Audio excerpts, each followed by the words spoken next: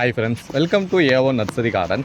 நாம் இன்றைக்கி என்ன டாபிக் பார்க்க போகிறோம்னா, பொதுவாகவே ரோஜா செடி வாங்கி வைக்கிற எல்லாருமே என்ன நினைக்கிறாங்கன்னா, பூக்கள் நமக்கு நிறைய பூக்கள் பூக்கணும். நார்மலாக பார்த்தீங்கன்னா ரோஜா செடியில் நிறைய வெரைட்டி இருக்குது. ஆனால் ஒரு சில வெரைட்டிலாம் பார்த்தீங்கன்னா பூக்கள் பெரிய சைஸாக இருக்கும். ஆனால் அதில் பூக்கள் ரொம்ப கம்மியாக தான் பூக்கும். அது ஏன்னா பூவோட சைஸ் பெருசாக இருக்கனால பூ சைஸ் அது எப்படின்னா பூ அதிகமாக பூக்காமல் இருக்கும். இப்போ இந்த மாதிரி ரோஸ்லாம் பார்த்தீங்கன்னா நிறைய பூத்துக்கிட்டே இருக்கும். இந்த மாதிரி அதிகமான பூக்கள் பூக்கக்கூடிய ரோஜா வெரைட்டியை நம்ம எப்படி செலக்ட் பண்ணி எடுக்கிறது? இது காஷ்மீர் ரோஸு. ஆனால் இந்த காஷ்மீர் ரோஸ் மாதிரியே ஏகப்பட்ட வெரைட்டி இருக்குது. அந்த வெரைட்டிலாம் எப்படி நம்ம செலக்ட் பண்ணி எடுக்கிறன்ற பற்றி பார்க்க போகிறோம். நம்ம சேனலில் நீங்கள் புதுசாக பார்க்குறவங்களா இருந்தால் கீழே உள்ள சப்ஸ்கிரைப் பண்ண மறந்துடாமல் சப்ஸ்கிரைப் பண்ணிக்கோங்க. பக்கத்தில் உள்ள பெல் ஐக்கானையும் ஆன்றதை கொடுத்தீங்கன்னா நெக்ஸ்ட் போகிற வீடியோ உங்கள் மொபைலில் நோட்டிஃபிகேஷன் வந்துடும். இப்போ ஃபஸ்ட்டு இந்த மாதிரி அதிகமாக பூக்கக்கூடிய ரோஜா செடிகளை எப்படி செலக்ட் பண்ணணும்னு பார்த்தீங்கன்னா, இந்த பூக்கள் பாருங்களேன். மற்ற இந்த பெங்களூர் ரோஸ்லாம் பார்த்திங்கன்னா, ஊட்டி ரோஸ்லாம் பூக்களோட அடர்த்தி அதிகமாக இருக்கும். அப்படி அடர்த்தி அதிகமாக இருக்கிற ரோஜா செடியை பொறுத்த வரைக்கும் பூக்கள் ரொம்ப கம்மியாக தான் பூக்கள் பூக்கும். அது ஏன்னு பார்த்தீங்கன்னா, இப்போ அது ஒரு பூ பூக்குதுன்னா இந்த செடியில் தாராளமாக ஒரு 10 பூக்கள் பூக்கும். ஏன்னா இதோட இதழ்கள் ரொம்ப கம்மி தான் இருக்கும். அடுக்கே பார்த்திங்கன்னா ஒரு 3 அடுக்கு தான் இருக்கும். ஆனால் நிறைய பூக்கள் பூக்கும். இந்த மாதிரி இதழ்கள் சாஃப்டாக இருக்க செடிலாம் நல்லா அதிகமான பூக்கள் பூக்கும். ரெண்டாவது, இந்த பூக்களோட காம்பு இந்த மாதிரி சின்ன காம்பாக இருக்கும். இந்த காம்பை பார்த்துக்கங்க, சின்ன சைஸாக தான் இருக்கும். ஒரு நூல் மாதிரி இருக்குது. இந்த மாதிரி காம்பு அதிகமாக பூக்கக்கூடிய ரோஜா செடிகளுக்கு எல்லாத்துக்குமே காம்பு இந்த மாதிரி சின்ன காம்பு தான் இருக்கும். ஒரு சில செடிகள்லாம் பார்த்திங்கன்னா இந்த பெரிய சைஸ் பூவோட காம்பு பார்த்திங்கன்னா இந்த தண்டு மாதிரி இருக்கும். இந்த தண்டோட சைஸை விட கொஞ்சம் பெரிய சைஸாகவே வரும். ஆனால் மினிமம் இந்த சைஸு குறையாமல் காம்பு பெரிய பெரிய காம்பாக தான் இருக்கும். அந்த பூக்கள் கம்மியாக பூக்கக்கூடியது. இந்த மாதிரி காம்பு சின்னதாக இருக்க செடியை பொறுத்த வரைக்கும் இந்த மாதிரி உங்களுக்கு பூ நிறையா பூத்துக்கிட்டே தான் இருக்கும். இதில் பார்த்தீங்கல்ல, ஒரே தலைவில் தான் இந்த 5-6 பூ பூத்துருக்கு. ஆனால் பெரிய ரோஸில் பார்த்தீங்கன்னா ஒரே பூ மட்டும்தான் பூக்கும்.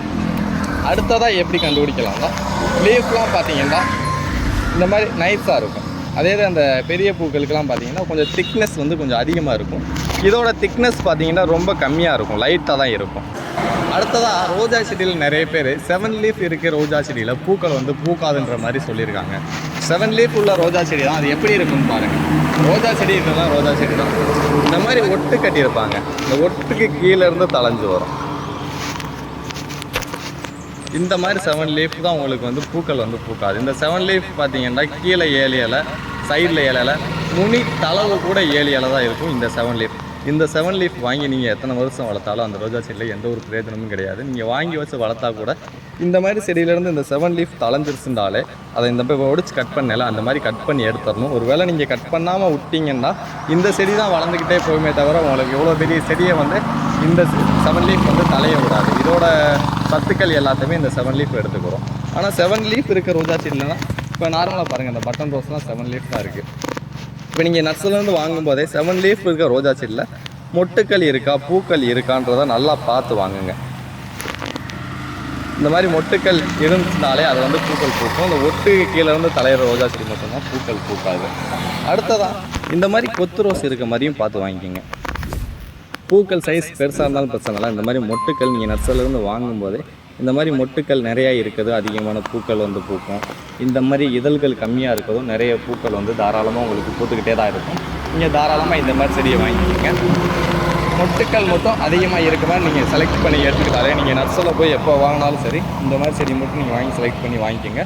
இப்போ இந்த மாதிரி கல் ரோஸ் நான் பூக்காதுன்னு நான் சொல்ல வரல. இந்த கல் ரோஸ் நல்லா தான் பூக்கும். இதோட பூக்கள் அடர்த்தி அதிகமாக இருக்கும். அதாவது அப்படின்னா இந்த மாதிரி பூக்கள்லாம் இந்த மாதிரி பூக்களுக்கும் இந்த பூக்களுக்கும் பாருங்கள், இந்த பூக்கள்லேருந்து இது தாராளமாக ஒரு 10 பூக்கள் வரைக்கும் பூக்கும். ஆனால் இந்த பூக்கள் சைடு அடர்த்தினால ஒரு பூக்கள் தான் பூக்கும். அதாவது இதற்காக இந்த செடி பூக்காதுன்னு சொல்லவில்லை. அடர்த்தி அதிகமாக இருக்கனால பூ கொஞ்சம் கம்மியாக தான் பூக்கும். மற்றபடி எல்லாமே ஒன்று தான். உங்களுக்கு பிடிச்ச செடியை இப்போ வாங்கிக்கோங்க. அழகுக்கு வைக்கணும், நிறைய பூக்கணும்னா இந்த மாதிரி செடியை நீங்கள் தாராளமாக செலக்ட் பண்ணிக்கோங்க. இதே வெரைட்டியில் காஷ்மீர் ரோஸு, ஆந்திரா ரோஸு, வேறு 7 டேஸு ஏகப்பட்ட ரோஸ் வெரைட்டி இருக்குது. உங்களுக்கு எப்போ வேண்டாலும் ரோஜா செடி தேவைப்பட்டாலும் நம்மளும் ஆன்லைனில் செல் பண்ணிக்கிட்டு இருக்கோம். கேட்டில் கூட லிங்க் கீழே கொடுத்துருக்கோம். உங்களுக்கு தேவைப்பட்டால் வாங்கிக்கோங்க.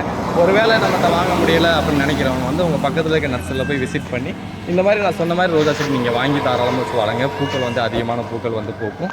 வேறு ஏதாவது டவுட்ஸ் இருந்தாலும் கீழே உள்ள கமெண்ட் பாக்ஸில் மென்ஷன் பண்ணுங்கள். தேங்க்யூ ஃபார் வாட்சிங் ஃப்ரெண்ட்ஸ்.